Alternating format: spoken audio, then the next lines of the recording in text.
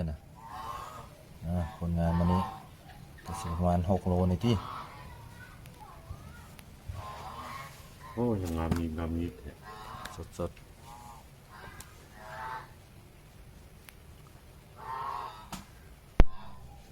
ผลงานวันนี้เนาะ6 โล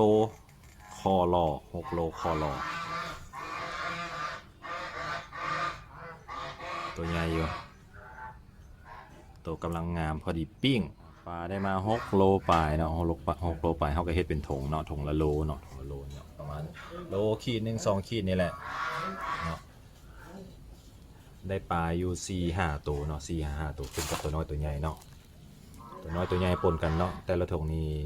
ยังต่ำก็มีตัวใหญ่2 ตัวเนาะวันนี้เขาจะไปเลาะขายได้ปะเนี่ยนะไปเลาะขายกันเลยทุกคนเด้อเป็นพวกค้าขายปลาแล้วปะเนี่ย